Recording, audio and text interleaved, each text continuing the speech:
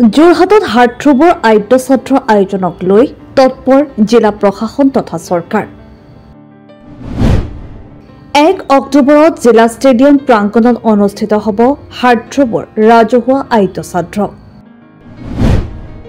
যোৰহাটত মন্ত্ৰী বিমল বৰাৰ উপস্থিতিত শতাধিক নাগৰিকক লগত লৈ 48জনীয়া কমিটি গঠন।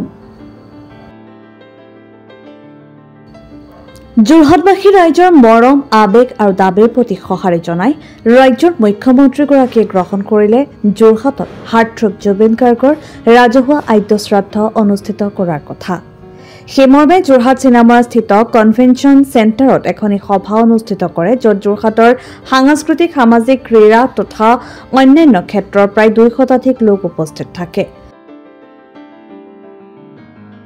সভাখনত ৰাজ্য চৰকাৰৰ মন্ত্ৰী বিমল বৰা, কেন্দ্ৰীয় মন্ত্ৰী পবিত্ৰ মাৰ্ঘেৰিটা,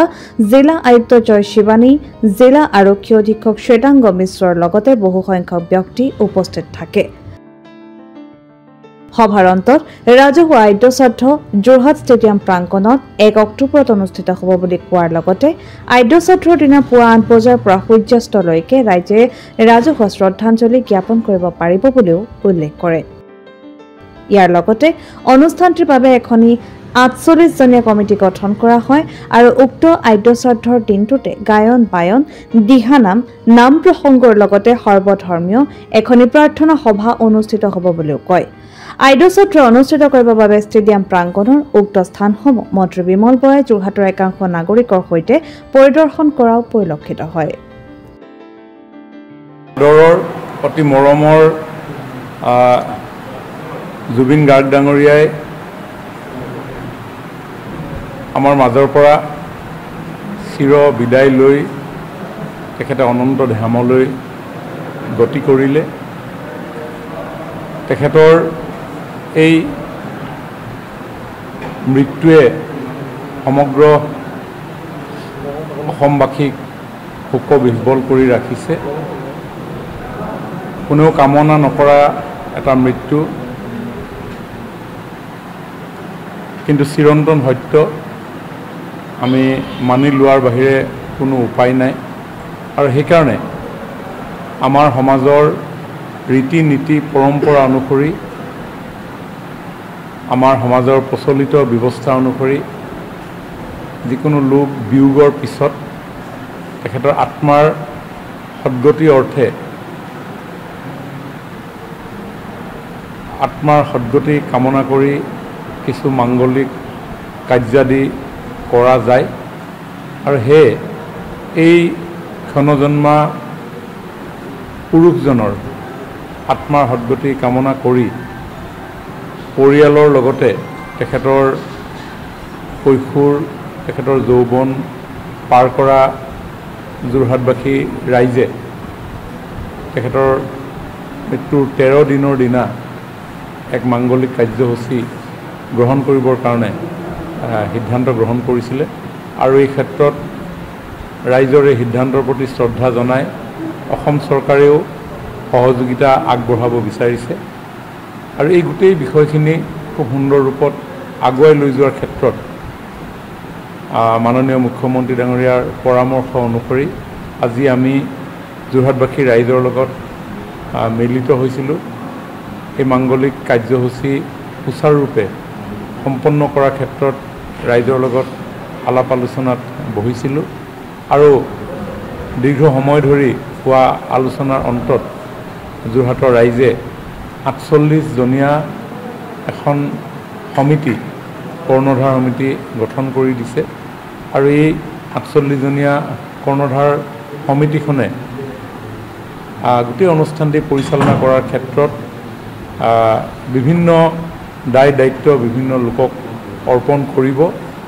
মই ভাবোঁ যে আমি খুব সুন্দৰ ৰূপত ৰাইজৰ সহযোগত আমাৰ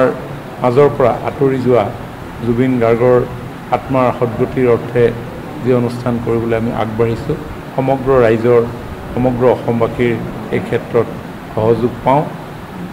আজিৰ পৰাই বাকী কামখিনি আমি আৰম্ভ কৰিম, কাৰণ হাতত আমাৰ সময় বেছি নাই। তাৰিখ আৰু ভেন্যুটো কৈ দিছোঁ। তাৰিখ হ'ব 1 অক্টোবৰ আৰু স্থান হ'ব যোৰহাট ষ্টেডিয়াম প্ৰাংগণ। আৰু পুৱা 8 বজাৰ পৰা সূৰ্যাস্তলৈ এই কাৰ্যসূচী চলিব গতিকে এদিনতে সমাপ্ত হ'ব সেই অনুষ্ঠান পৰিয়ালৰ ৰাজহুৱা শ্ৰদ্ধাঞ্জলি আৰু আপোনাৰ আমাৰ চিতাভস্মত ৰাজহুৱা মানে হয় আমাৰ এই অনুষ্ঠানটি আজি যি সিদ্ধান্ত হৈছে সেই সিদ্ধান্ত অনুসৰি পৰিয়ালৰ এটা বৈদিক কাৰ্য আছে সেই বৈদিক কৰ্মশালা ইয়াতে সম্পন্ন হ'ব অসমৰ বিভিন্ন প্ৰান্তৰ পৰা আহি আমাৰ অতি মৰমৰ শিল্পীজনক শ্ৰদ্ধাঞ্জলি জনোৱাৰ দিহাও ইয়াতে কৰা হ'ব তেখেতৰ চিতাভস্ম ইয়াতে আমি সংস্থাপিত কৰিম আৰু তেখেতৰ প্ৰতিচ্ছবিত আমি সকলোৱে আমি মাল্যাৰ্পণ কৰিব পাৰিম ৰাইজৰ সিদ্ধান্ত অনুসৰি আমাৰ পৰম্পৰাগত গুৰুজনাৰ যি সৃষ্টি নাম প্ৰসংগৰ পৰা গায়ন বায়নৰো দিহা কৰা হৈছে দিহানাম বীৰনাম থিয়নাম ইত্যাদি আমাৰ পৰিবেশ্য কলাও ইয়াত প্ৰদৰ্শনৰ ব্যৱস্থা কৰা হ'ব যিহেতু জুবিন গাৰ্গ ডাঙৰীয়াই দিহানামক তেওঁৰ কণ্ঠৰ জৰিয়তে তেওঁৰ সৃষ্টিৰ জৰিয়তে এক মাত্ৰা প্ৰদান কৰি থৈ গৈছে আৰু লগতে আজিৰ এই সভাত সৰ্বধৰ্মৰ এক প্ৰাৰ্থনা সভাৰো পোষকতা কৰিছে এই গোটেইখিনি কামে আমি এই পুণ্যাত্মাৰ মুক্তিৰ কাৰণে কৰিবৰ কাৰণে আমি প্ৰয়াস আপোনালোকে ৰাইজক গোটেই অনুষ্ঠানটো এৰি দিছে চৰকাৰে সহযোগিতা আগবঢ়ায় হয় গোটেইখিনি আজি ৰাইজৰ লগত আমি পুংখানুপুংখভাৱে আলোচনা কৰিছোঁ যোৰহাটৰ জ্যেষ্ঠসকল উপস্থিত আছিলে যোৰহাটৰ দল সংগঠন সকলো উপস্থিত আছিলে আৰু সকলোৰে মতামতৰ ভিত্তিতে এইখিনি হৈছে আৰু চৰকাৰে ৰাইজৰ এই গোটেই উদ্যোগটোত আমি সহযোগিতা আগবঢ়াম চিতাভস্ম সেৱাৰ কৰাৰ মানে নিৰ্দিষ্ট শেষ সময় হয় অনুষ্ঠান আৰম্ভণি 8 বজাৰ পৰা হ'ব আৰু 8 বজাৰ পৰা সন্ধিয়া পৰলৈকে সেই আমি শ্ৰদ্ধাঞ্জলি অৰ্পণ কৰিব পাৰিম news desk report NJ Media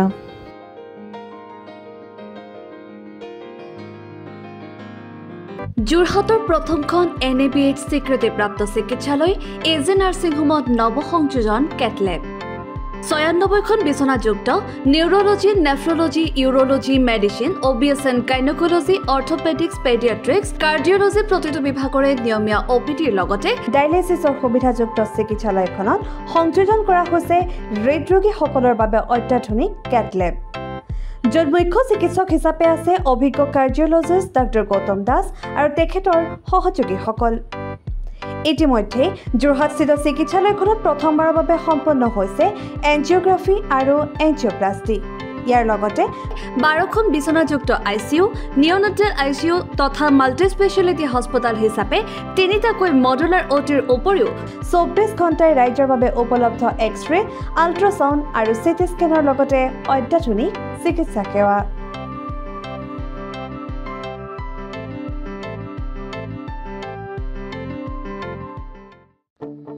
আপোনাৰ সপোনৰ ঘৰখন কেনে হ'ব আপোনাৰ সন্তান আৰু আপোনজনৰ সৈতে কেনেদৰে কটাব আপোনাৰ আজৰি সময় এই সকলোবোৰ সমস্যাৰ সমাধান লৈ শুভম গ্ৰুপে আপোনাৰ বাবে লৈ আনিছে আপোনাৰ সপোনৰ ঘৰখন 362টা ফ্লেটযুক্ত শুভম গাৰ্ডেনৰ সফল নিৰ্মাণৰ পাছতে 20 বছৰৰ ভৰসা 16টা প্ৰজেক্ট 28 লাখ বৰ্গফুটৰ সম্পূৰ্ণ নিৰ্মাণ আৰু 15 লাখ বৰ্গফুটৰ চলিত প্ৰকল্প নিৰ্মাণৰ অভিজ্ঞতাৰে যোৰহাটত শুভম গ্ৰুপে নিৰ্মাণ কৰিছে দ্বিতীয়টো প্ৰজেক্ট শুভম পাৰ্ক অত্যাধুনিক সা সুবিধাৰে নিৰ্মিত শুভম পাৰ্কত আপোনাৰ আৰু আপোনাৰ সন্তানৰ বাবে থাকিব club badminton court community hall kids play area splash pool আৰু জিম ক্লাব প্ৰতিটো ব্লকত থাকিব 2.5 BHK 3 BHK 3.5 BHK ফ্লেট লগতে থাকিব আপোনাৰ আৰু আপোনাৰ আপোনজনৰ প্ৰাপ্তিৰ সাহী আজি বুক কৰক আপোনাৰ সপোনৰ ঘৰখন যোগাযোগ কৰক 6003301010 নম্বৰত আমাৰ ঠিকনা সোণাৰীগাঁও তৰাজান যোৰহাট 785001 6000ৰো অধিক বাসিন্দাৰ ভৰসা শুভম গ্ৰুপ